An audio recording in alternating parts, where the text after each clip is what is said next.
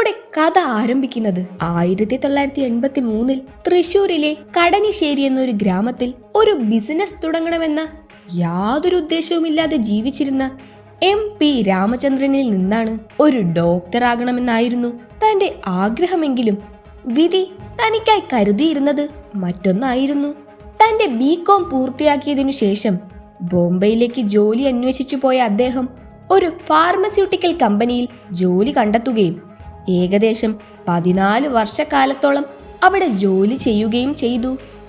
എന്നാൽ കമ്പനിയെയും തന്റെ ജോലിയെയും ബാധിക്കുന്ന ഒരു പ്രതിസന്ധി കടന്നു വരികയും അതിൽ നിന്ന് അദ്ദേഹം തന്റെ കരിയർ തന്നെ മാറ്റിമറിക്കുന്ന ഒരു സംരംഭത്തിലേക്ക് കടക്കുകയുമായിരുന്നു. തന്റെ ഓഫീസിലെ അവസാന ദിവസങ്ങളിൽ അടുത്തിരുന്ന എൻസൈക്ലോപീഡിയ ഓഫ് കെമിക്കൽസ് എന്ന പുസ്തകം അദ്ദേഹം കാണാനിടയായി. ആ പുസ്തകത്തിലൂടെ കടന്നുപോയപ്പോൾ അദ്ദേഹത്തിന്റെ ശ്രദ്ധ ഒരു വരിയിലുടക്കി.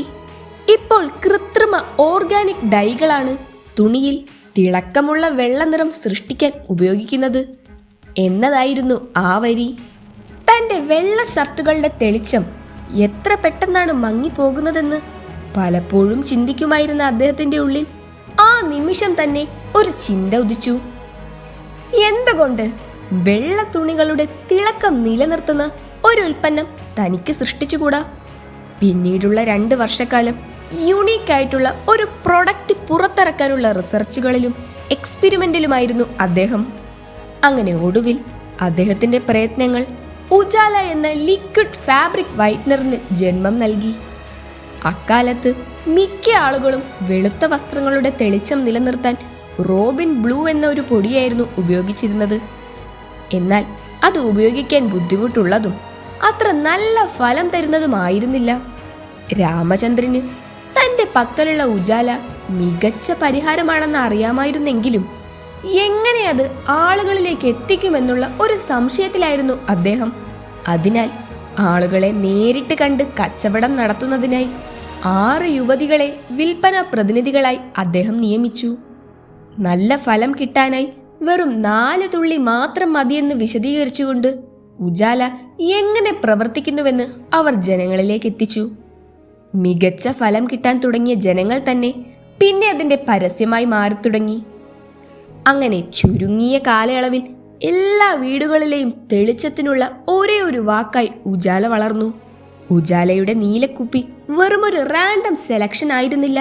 വെളിച്ചത്തെ റെപ്രസെന്റ് ചെയ്യുന്ന നീല നിറവും വെള്ള തുണികളെ റെപ്രസെന്റ് ചെയ്യുന്ന വെള്ള നിറത്തിലുള്ള അടപ്പും അദ്ദേഹത്തിന്റെ വളരെ മികച്ച ഒരു ബ്രാൻഡിംഗ് ഐഡിയ ആയിരുന്നു. ഇന്നും നിറം മാറ്റാതെ തുടർന്നുകൊണ്ടിരിക്കുന്ന ഉജാല കുപ്പിയുടെ നിറം അതിന്റെ പാരമ്പര്യത്തെയും വിശ്വാസ്യതയും എടുത്തു കാണിക്കുന്നവയാണ്.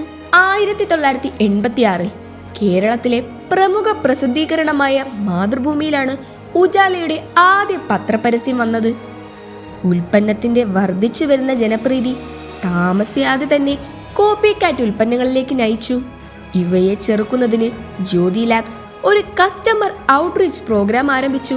ബ്രാൻഡിന്റെ ഒതന്റിസിറ്റിയും മൂല്യവും ഉൾക്കൊണ്ടുകൊണ്ട് യഥാർത്ഥ ഉജാലയെ വ്യാജങ്ങളിൽ നിന്ന് വേർതിരിച്ചറിയാൻ കഴിയുന്ന കസ്റ്റമേഴ്സിന് അവർ പാരിതോഷികങ്ങൾ വാഗ്ദാനം ചെയ്തു. അതുവഴി ഉജാലയുടെ ജനശ്രദ്ധ വീണ്ടും കൂടി. 1987 ഉജാല TV, റേഡിയോ പരസ്യങ്ങളിൽ പ്രത്യക്ഷപ്പെടാൻ തുടങ്ങി. ഇത് കമ്പനിയുടെ വളർച്ചയിൽ വലിയ പങ്ക് വഹിച്ചു.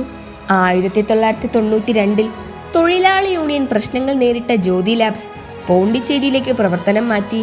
കാലക്രമേണ ദക്ഷിണേന്ത്യയിലുടനീളം തങ്ങളുടെ സാന്നിധ്യം വ്യാപിച്ചു. കമ്പനി വളരുകയും തങ്ങളുടെ ബ്രിട്ടീഷ് എതിരാളികളായ റോബിൻ ബ്ലൂവിനോട് മത്സരിക്കാൻ വെസ്റ്റ് ബംഗാളിൽ മറ്റൊരു ശൃംഖല ജ്യോതി ലാബ്സ് തുറക്കുകയും ചെയ്തു. 1997 ഉജാല രാജ്യവ്യാപകമായി മാറി. 3 വർഷത്തിനുള്ളിൽ 100 കോടി രൂപയുടെ വിറ്റുവരവാണ് ജ്യോതി ലാബ്സ് നേടിയെടുത്തത്. പിന്നീട് മാക്സോ മോസ്കിറ്റോ റെപ്പല്ലന്റ്, എക്സോ ഡിഷ് വാഷിംഗ് ലിക്വിഡ് എന്നിങ്ങനെ മറ്റ് നിരവധി ജനപ്രിയ ഉൽപ്പന്നങ്ങൾ നിരത്തിലേക്ക് ഇറക്കാൻ അവർക്ക് സാധിച്ചു.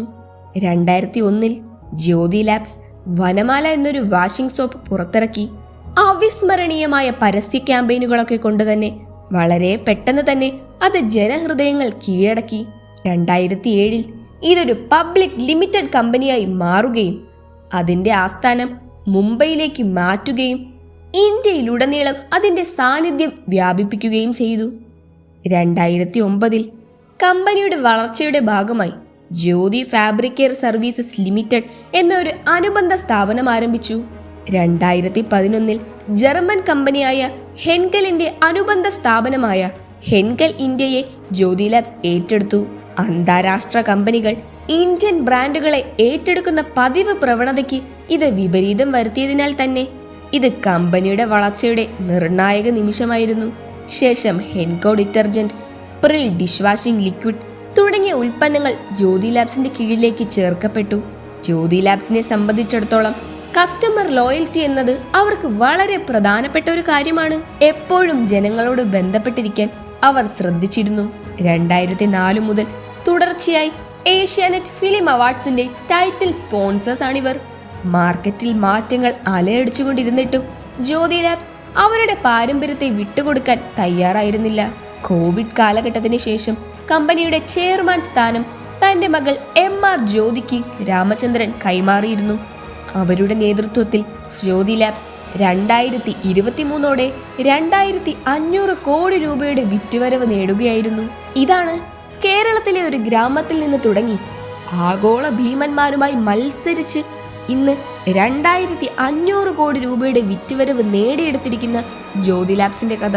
കഠിനാധ്വാനത്തിലൂടെയും ശക്തമായ കാഴ്ചപ്പാടിലൂടെയും MP രാമചന്ദ്രനും സംഘവും സൃഷ്ടിച്ചത് ഒരു ബ്രാൻഡ് മാത്രമായിരുന്നില്ല, ഓരോ ഇന്ത്യൻ കുടുംബത്തിന്റെയും ഭാഗമായി മാറിയ പല ഉൽപ്പന്നങ്ങളെയും കൂടിയായിരുന്നു. എളിയ തുടക്കങ്ങൾക്ക് പോലും ലോകം കീഴടക്കാൻ സാധിക്കുമെന്നതിന്റെ ഒരു ഉത്തമ ഉദാഹരണമാണ് ഉജാല. അപ്പോൾ വീഡിയോ ഇഷ്ടമായെങ്കിൽ ലൈക്കും ഷെയറും ചെയ്യൂ. ഇനിയും ഇതുപോലുള്ള ഇൻട്രസ്റ്റിംഗ് സ്റ്റോറികൾക്കായി ചാനൽ ഇപ്പോൾ തന്നെ സബ്സ്ക്രൈബ് ചെയ്യൂ. അടുത്തൊരു വീഡിയോയുമായി വീണ്ടും കാണാം. Good bye.